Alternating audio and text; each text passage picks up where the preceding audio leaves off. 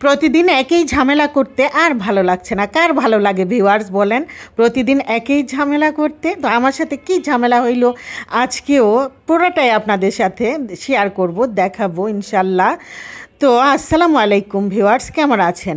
এই তো ছোটো মাছ হাতে মেখে এখানে বসিয়ে দিচ্ছি। এটা হচ্ছে চাপিলা মাছ। এটার মধ্যে আমি বেশি কোনো মশলা দিব না, হলুদ গুঁড়া, মরিচ গুঁড়া আর পেঁয়াজ, কাঁচামরিচ, তারপর আমার ছাদের একটা বেগুন ছিল, একটা আলু, সব কিছু দিয়ে লবণ তেল সব দিয়ে মেখে এখন ঢাকনা দিয়ে ঢেকে একদম বসিয়ে দিব। সুন্দর করে হয়ে যাবে তরকারিটা। আর যে কথা বলতেছিলাম যে প্রতিদিন একই ঝামেলা আর ভালো লাগতেছে না। কালকেও অনেকগুলো ছোট বড় মিলিয়ে অনেক মাছ নিয়ে আসছিল। আজকেও দেখেন কতগুলা মাছ নিয়ে আসছে। তারপরেও এটা বড় মাছ বলা যায় না, ছোট মাছই সবগুলা ছোট মাছ। এখানে এই সব মাছ কাটতে হবে। আর মাছ কাটা, গোছানো, ধোয়া, এটা কিন্তু দিনের অনেকটা সময় নষ্ট হয়ে যায়, অনেকটা সময় কেটে যায়। তো আগের দিনও এই ঝামেলা, আবার পরের দিন এই ঝামেলা। এই জন্যই বললাম যে প্রতিদিন একই ঝামেলা ভালো লাগে না। এখানে কিন্তু মাছগুলি খুবই টাটকা ছিল।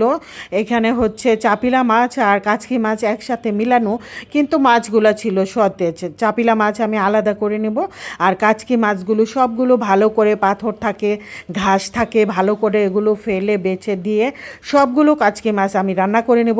এত ছোট কাচকি মাছ যে এটা যদি ফ্রিজে প্যাকেট করে রেখে দিই তাহলে দেখা যাবে আর পরে খুঁজে পাওয়া যাবে না। এইখানে পিয়ারি আর আমার খালা বসে পড়লো মাছ কাটায়, একজন আরেকজন বাছায়। তো চাপিলা মাছগুলো আলাদা করে কাচকি মাছগুলো বেছে ধুয়ে দিয়েছে। এখানে আমিও আবার সুন্দর করে ধুয়ে নিয়েছি।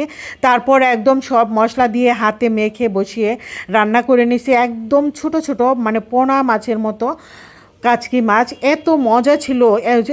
ছোট, একদম ছোট ধরনের কাচকিগুলা কিন্তু অন্যরকম একটা মজা হয়, খুবই মজা ছিল। আর এই যে চাপিলা মাছের তরকারি হয়ে আসছে, আমি আর একটু পরেই নামিয়ে নেব। তো ধনিয়া পাতা দিলে ভালো লাগতো, আজকে ধনিয়া পাতা নিয়েই আমার কাছে।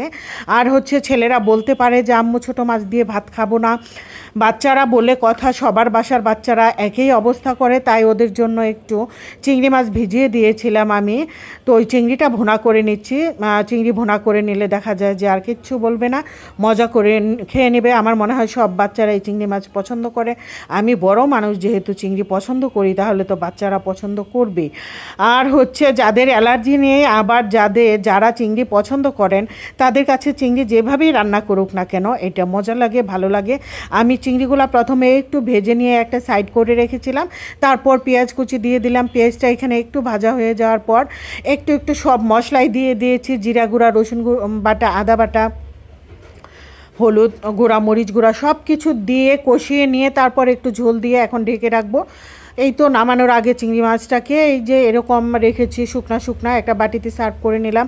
চিংড়ি তরকারিটা কিন্তু মজা ছিল, আর মজা তো হবে। আমি যে পছন্দ করি চিংড়ি, এটাই হচ্ছে সবচেয়ে বড় কথা। ছেলেরাও খাবে, আমিও এক পিস খেয়ে নেব এখান থেকে। যাই হোক ভিউয়ার্স, এইখানে হচ্ছে ভাটা মাছ ভেজে নিচ্ছে। তো হাজব্যান্ড বললো ঢ্যাঁড়স নিয়ে আসছিল, কচি কচি ঢ্যাঁড়স দিয়ে ভাটা মাছ রান্না করে দিব আমাকে। আমি বলছিলাম ঢ্যাঁড়সটা ভাজি করি। তো কি আর করা, হাজব্যান্ড বলে কথা। আমি ঢ্যাঁড়সটাকে কী করছি, সুন্দর করে কেটে কষিয়ে নিয়েছি মশলার মধ্যে। কষানো হয়ে গেলে ঢ্যাঁড়সে পানি দিয়ে দিয়েছি। তারপর মানে ঢ্যাঁড়সটা ফুটতে দিয়েছি, সেদ্ধ হতে দিয়েছি। এখন আমি ভেজে রাখা ভাটা মাছ দিয়ে দিব। সবগুলো মাছ দিব না, কিছু মাছ এমনিতেই ভাজা খাবো। ভাটা মাছ ভাজা কিন্তু খুবই মজা। নতুন আপু ভাইয়ারা একদিন হলেও খেয়ে দেখবেন, ভাটা মাছ ভাজা খুবই মজা লাগে। আর ঢেঁড়স হচ্ছে এই যে বসিয়ে দিয়েছিলাম, ঢেঁড়স ফুটে আসছে। এখন অল্প কিছু 4-5টা ভাটা মাছ এখানে দিয়ে দিব, তারপর ঢেকে রান্না করে নেব। আজকে এই ছিল আমার ভিডিও। সবাই ভালো থাকবেন, আল্লাহ হাফেজ।